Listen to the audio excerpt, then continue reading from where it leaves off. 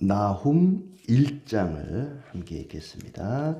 니느웨에 대한 경고 곧 엘고스 사람 나훔의 묵시의 글이라. 여호와는 질투하시며 보복하시는 하나님이시니라.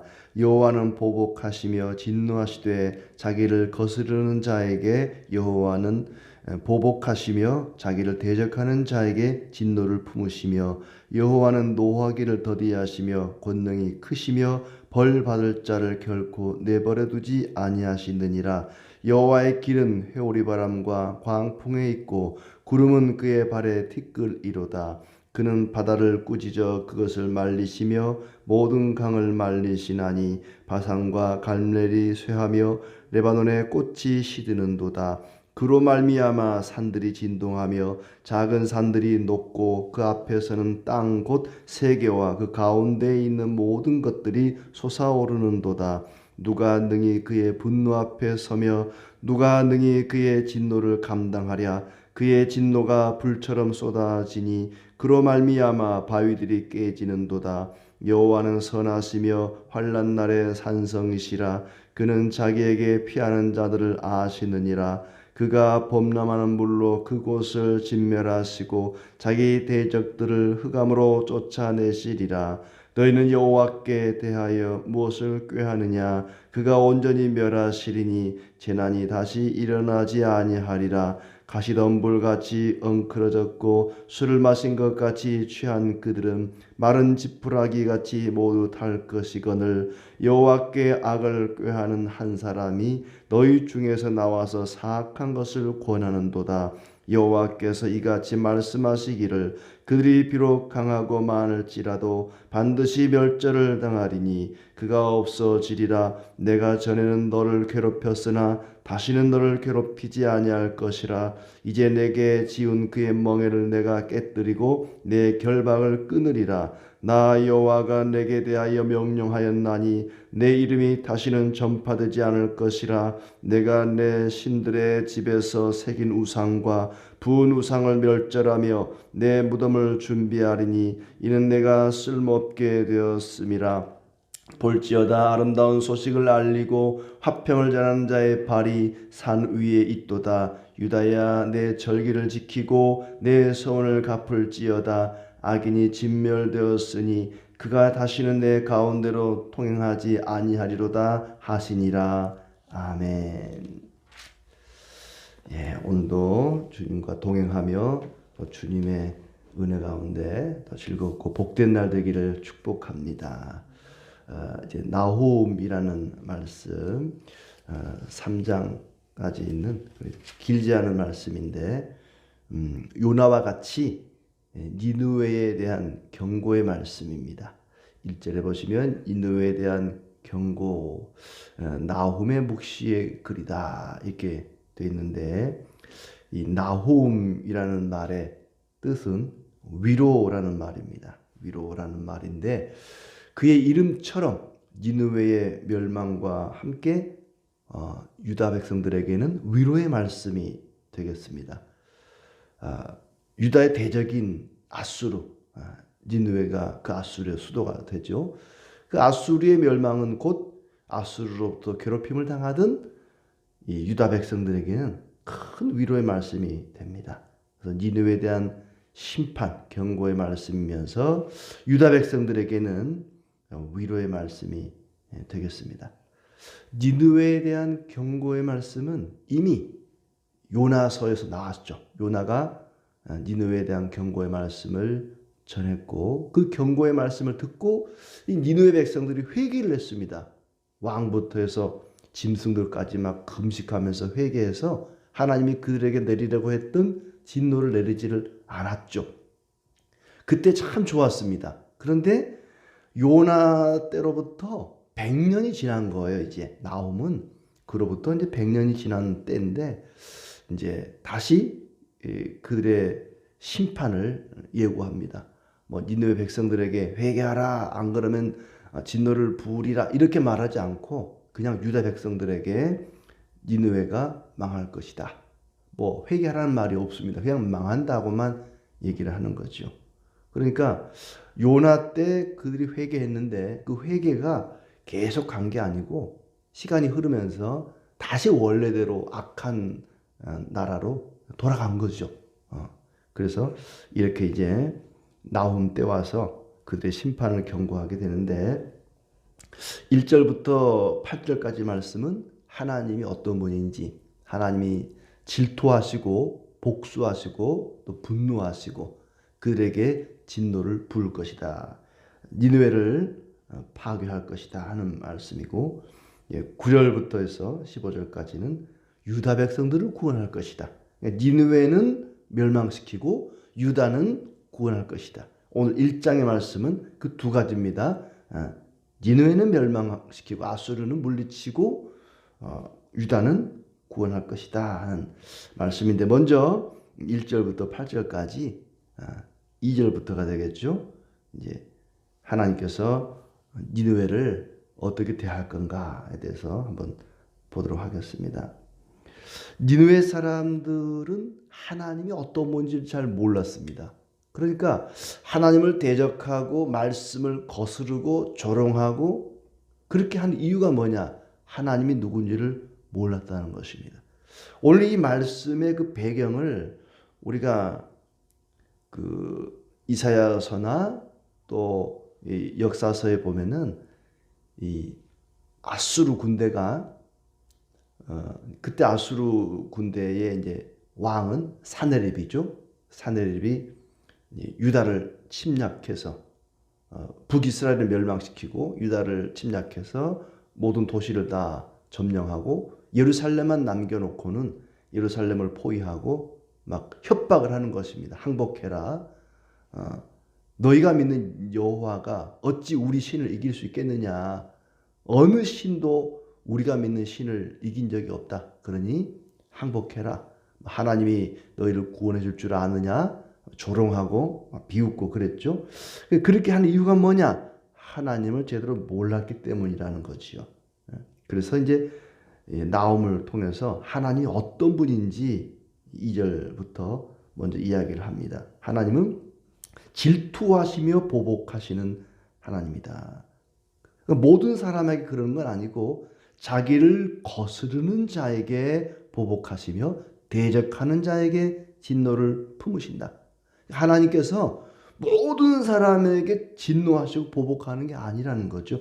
대적하는 자에게, 하나님을 대적하는 자에게, 하나님을 거스르는 자에게만 그렇게 한다는 것입니다.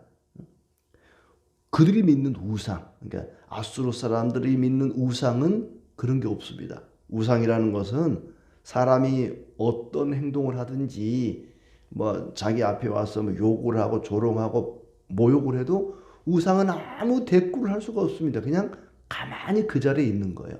그러나 하나님은 그런 분이 아니라는 것입니다. 하나님은 우상과는 달리 하나님을 대적하거나 조롱하거나 거스르는 자에게는 보복하시고 진노하시고 질투하시는 하나님이시다. 그 하나님을 제대로 몰라서 그들이 하나님을 조롱하고 모욕했던 것이죠. 그렇다고 해서 하나님께서 사람처럼 자기의 분노와 감정을 조절하지 못하고 막 무턱대고 이렇게 화를 내시는 분은 아니다. 3절에 보면 여호와는 노하기를 더디하시며 권능이 크시며 그랬습니다. 하나님께서 아무 때나 막 진노하시고 보복하시는 분이 아니고 최대한 참을 대로 참지만 노하기를 더디하지만 그러나 벌 받을 자를 결코 내버려 두지는 않을 것이다. 그런 분이시다. 그러면서 이제 구체적으로 여호와의 길은 회오리 바람과 광풍에 있다. 회오리 바람을 통해서 막 엄청난 바람을 통해서도 하나님은 보복하시고 진노하시고 또 바다와 강을 말리시고 또 산을 쇠하게 하시고 꽃을 시들게 하시고 산이 진동하고 녹고 솟아나게도 하신다. 지진, 해일 이런 것 속에도 다 하나님의 어떤 그 진노하심, 분노가 있단 말이죠. 출애굽기 34장에 보면 하나님의 인자는 천대까지 이른다 그랬습니다. 하나님은 인자하시고 자비로우시고 긍휼이 많으시지만 하나님을 대적하는 자들에게는, 하나님을 거스르는 자들에게는 보복하시고 진노하시는 분이다. 하나님의 진노를 감당할 자가 누구인가? 하나님의 진노가 불처럼 쏟아지고 바위들이 깨진다. 누구도 하나님의 진노와 분노 앞에 설 수가 없다. 하나님은 노하기를 더디하시지만은 더 이상 용납할 수 없는 자들에게는 이렇게 하나님께서 진노를 쏟아 부으신다는 겁니다. 지금 아수르가, 니느웨가 그런 상태다. 요나 시절에는 노하기를 더디하심으로써 그들이 회개함을 보고 용납하셨습니다. 그러나 이제 100년이 지난 다음에는 더 이상 그들을 용납할 수 없는 그런 지경에 이르렀다는 것이죠. 하나님을 대적하는 자들의 결말이 이와 같습니다. 7절에 하나님은 선하시며 환난 날에 산성이시다. 이것은 하나님께 피하는 자들에게, 하나님을 의지하는 자들에게는 그렇다는 거예요. 자기에게 피하는 자들을 아신다 그렇습니다. 하나님께 피하는 자들에게는 산성이 되시고 또 하나님 참 선하신 분이지만 대적하는 자들에게는, 거스르는 자들에게는 깊은 바다도 강도 하나님의 진노 앞에서는 산산조각이 날 것이다. 대적하는 자들에게는 그렇게 하신다는 얘기입니다. 자, 이렇게 하나님이 어떤 분인가를 먼저 이야기를 하고 9절부터는 하나님은 공의롭고 인자한 분으로서 자기를 의지하는 자들을, 특히 자기 백성들을 구원하실 것이다. 온전히 악한 자들은 멸하시지만 재난이 다시 일어나지 아니할 것이다. 대적하고 거스르고 자기 백성을 괴롭히는 자들에게는 하나님께서 진노하시고 물리치지만 자기 백성에게는 재난이 다시 일어나지 아니하리라. 대적자들에게는 가시덤불 같고 또 그들이 엉클어지고 그들이 불에 타고 마른 지푸라기 같이 모두 탈 것이지만 하나님을 의뢰하는 자들, 그리스도를 믿고 따르는 자들에게는 하나님께서 다시 재난이 일어나지 않도록 지켜주겠다 말씀하셨습니다. 11절에 악을 꾀하는 한 사람이 나와서 사악한 것을 권한다. 이거는 랍사게를 이야기하죠. 사내립에 신하였던 랍사게가 아수르 군대 가운데 나와서 예루살렘 백성들을 막 협박하고 조롱합니다. 악을 꾀하는 한 사람이 나와서 사악한 것을 권한다. 그 랍사게의 말을 보면은 정말 들어줄 수 없는, 막 이스라엘 백성들을 조롱하고 하나님을 모욕하고 뭐 여호와가 너희를 구원할 줄 아느냐, 기도하며 들을 줄 아느냐, 하면서 얼마나 모욕하는지 모릅니다. 그런 자가 있을 것이다. 그럴 때 하나님께서 말씀하십니다. 12절에 뭐라고 말씀하시느냐? 여호와께서 이같이 말씀하시기를 그들이 비록 강하고 많을지라도 반드시 멸절을 당하리니 그가 없어지리라. 내가 전에는 너를 괴롭혔으나 다시는 너를 괴롭히지 아니할 것이다.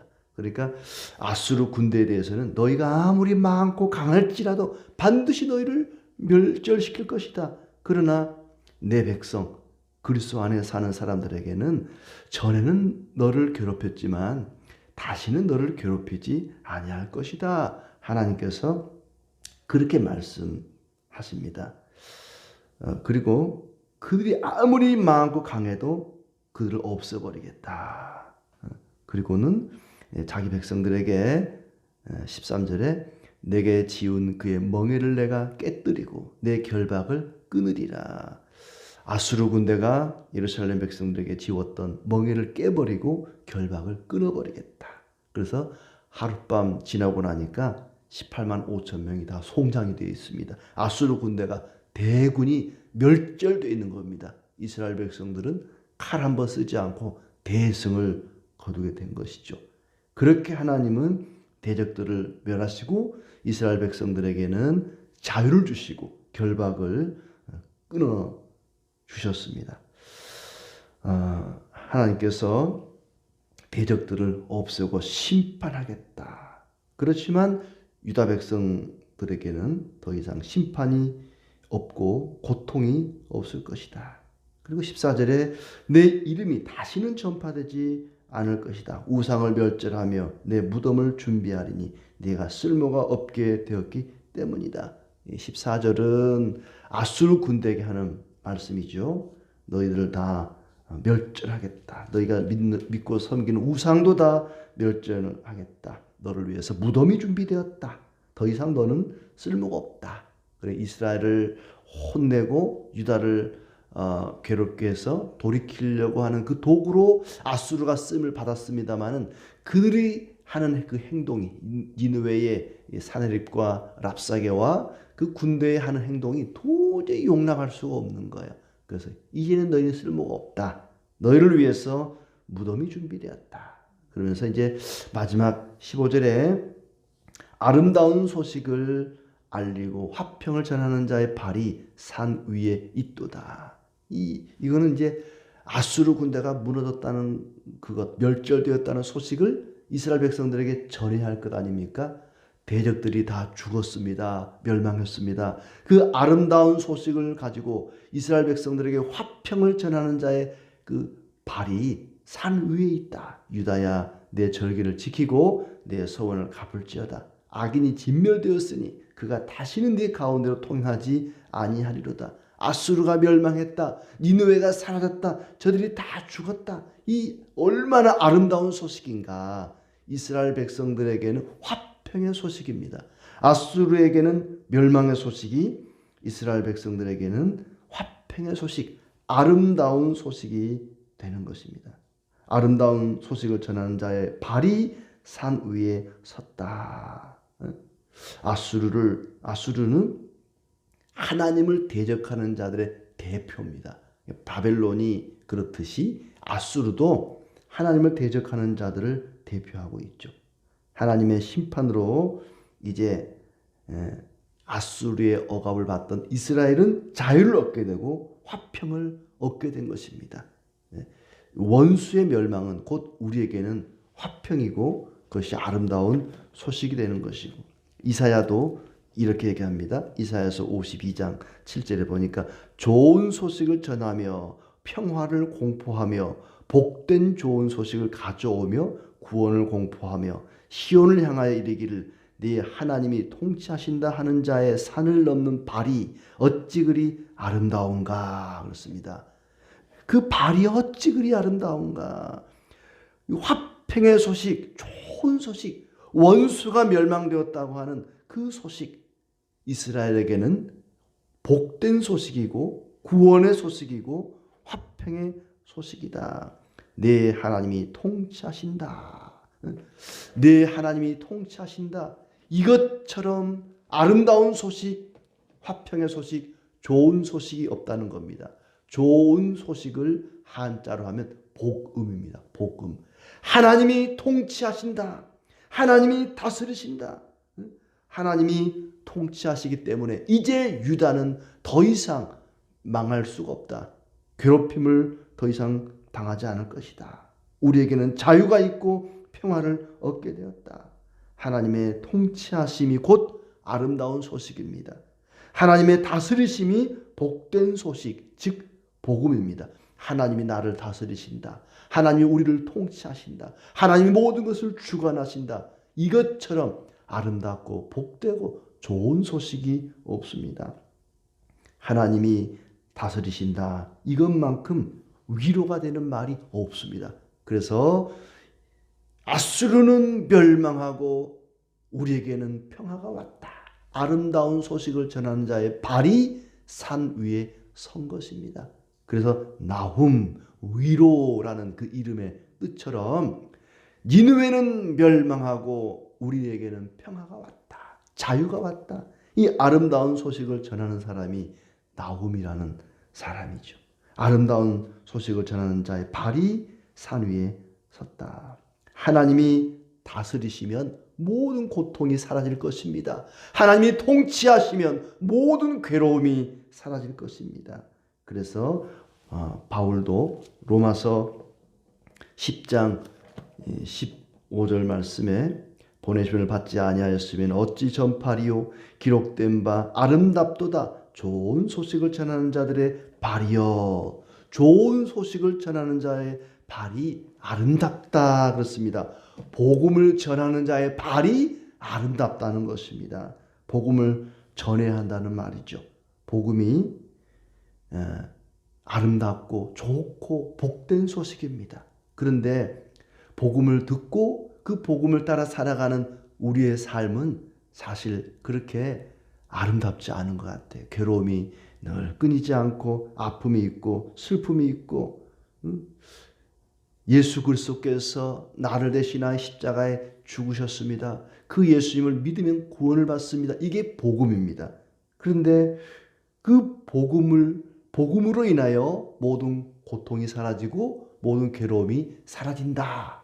하나님이 우리에게 주시는 그 복된 소식, 아름다운 소식으로 인하여 우리의 모든 고통이 사라져야 되는데 현실은 고통이 여전합니다. 괴로움이 있고 아픔이 있습니다. 그럼에도 불구하고 여전히 복음을 믿고 전하는 자의 발이 아름답고 틀림없이 하나님께서 고통과 괴로움을 없애주실 것입니다.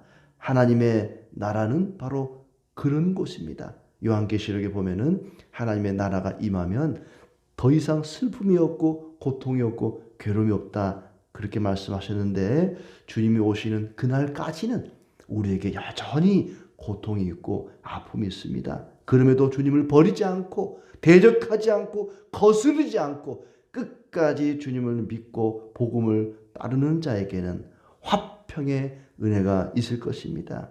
하나님을 대적하고 거스를 것인지 아니면 복음을 믿고 따를 것인지 우리에게 양자 선택의 길이 놓여 있습니다. 오늘도 힘들고 괴롭고 고통스럽지만 복음을 끝까지 믿고 따르고 그럼으로써 주님이 모든 고통과 괴로움을 없애주시는 그런 은혜가 있기를 진심으로 축복합니다.